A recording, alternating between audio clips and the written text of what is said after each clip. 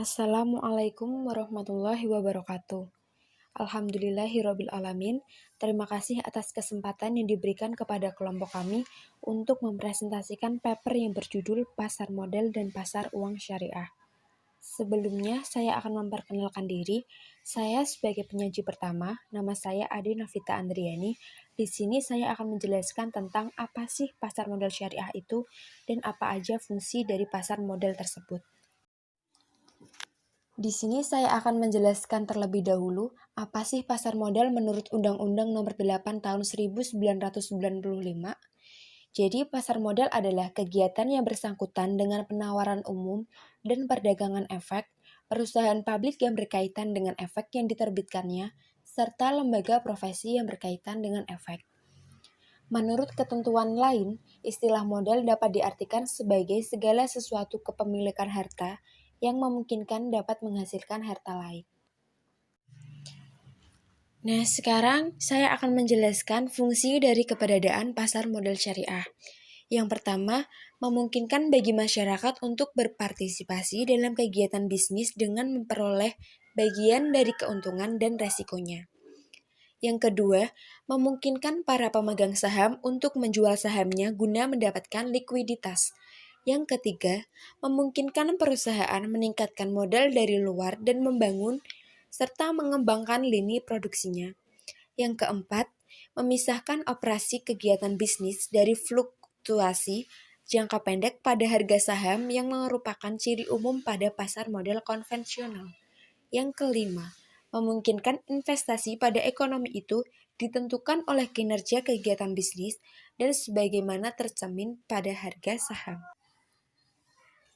Untuk materi selanjutnya akan dipaparkan oleh Silviana Fatmawati yang akan menjelaskan prinsip dan resiko pasar modal syariah serta pihak yang terlibat dalam pengelola pasar modal. Selanjutnya yaitu prinsip pasar modal. Ada 5, yaitu yang pertama, pembiayaan atau investasi hanya bisa dilakukan jika aset atau kegiatan usaha yang dilakukan termasuk usaha halal, spesifik, serta bermanfaat. Dengan sesuai syarat, maka investasi bisa dilakukan. Yang kedua, dalam pasar modal syariah, uang merupakan pertukaran nilai yang bisa digunakan selama pemilik dana atau pemilik modal memberikan investasinya, maka ia akan mendapatkan keuntungan dari bagi hasil usaha tersebut. Hal ini juga mengharuskan pembiayaan dan investasi harus pada mata uang yang sama dengan pembukuan kegiatan. Yang ketiga, sesuai prinsip yang pertama, pasar modal syariah mengharuskan adanya akad atau perjanjian yang sangat jelas antara pemilik serta harta dengan peemiten yang jelas. Yang keempat, baik pemilik harta maupun emiten tidak bisa mengambil resiko yang melebihi kemampuan, karena bisa menimbulkan kerugian yang tinggi baik satu pihak maupun kedua belah pihak. Yang kelima, adanya penekanan pada mekanisme yang sangat wajar dan prinsip kehati-hatian terutama pada investor maupun kepada emiten. Hal tersebut menghindari adanya salah paham dan hal buruk saat melakukan transaksi. Selanjutnya, resiko pasar modal. Yang pertama, resiko likuiditas. Yang kedua, resiko daya beli. Yang ketiga, resiko tingkat bunga. Yang keempat, resiko bisnis. Yang kelima, resiko pasar. Untuk slide ke-6, di sini ada pihak-pihak yang terlibat dalam pasar modal.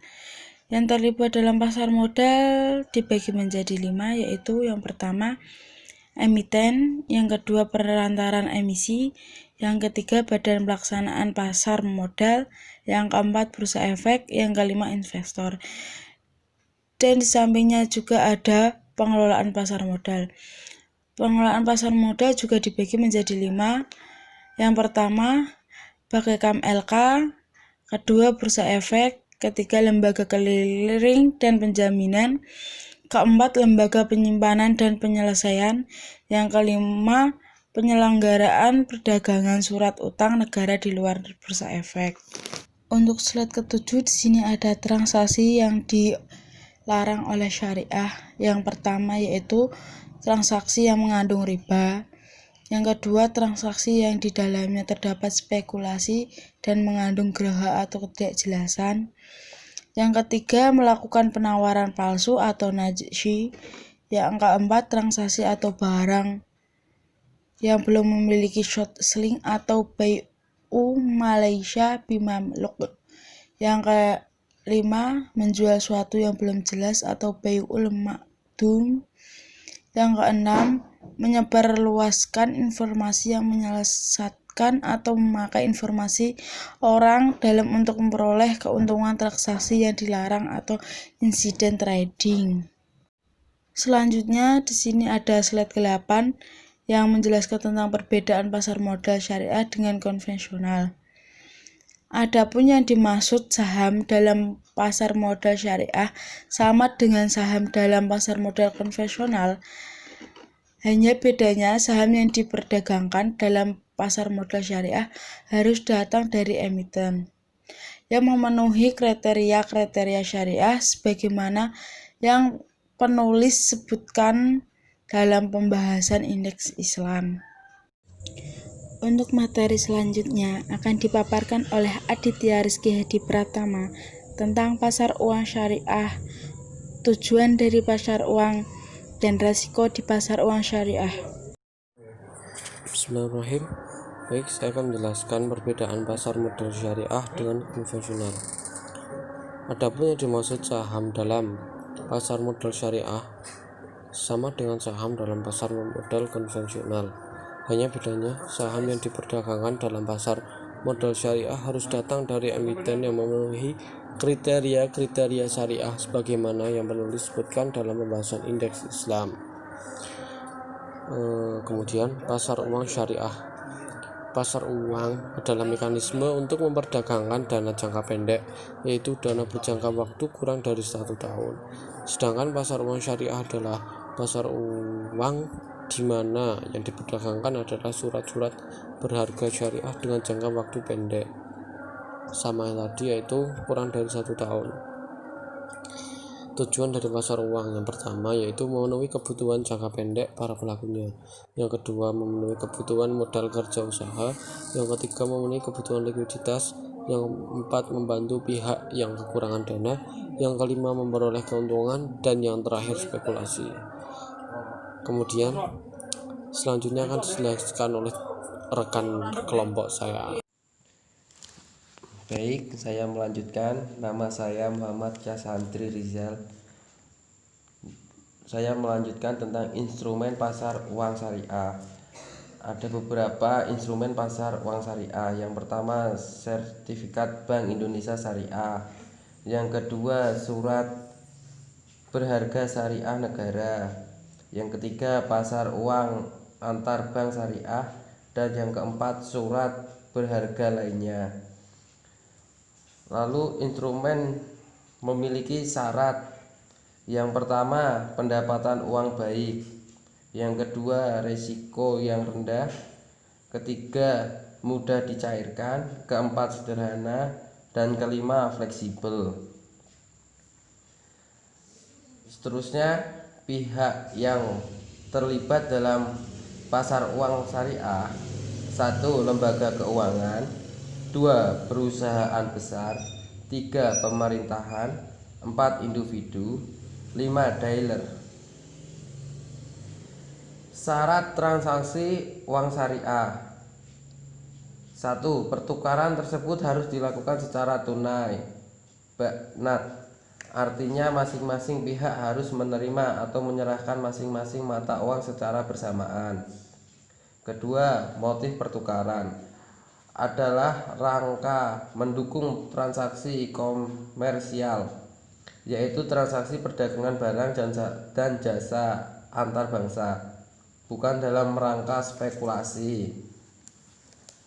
3. Harus dihindari jual beli bersyarat. Misalnya A setuju membeli barang dari B hari ini, dan syarat B harus membelinya kembali pada tanggal tertentu di masa mendatang. Hal ini tidak diperbolehkan karena selain untuk menghindari riba, juga karena jual beli bersyarat itu membuat hukum jual beli menjadi belum tuntas. Keempat, transaksi berjangka harus dilakukan dengan pihak-pihak yang diyakini mampu menyediakan valuta asing yang dipertukarkan.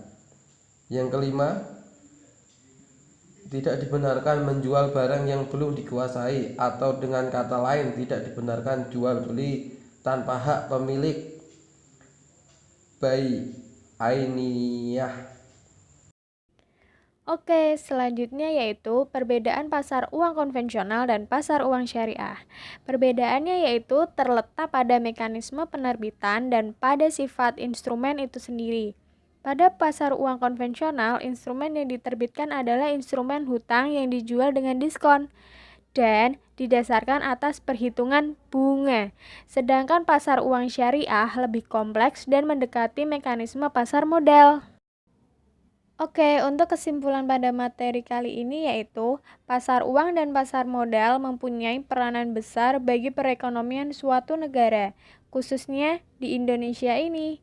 Karena pasar uang dan pasar modal memberi dua fungsi sekaligus, yaitu fungsi ekonomi dan fungsi keuangan.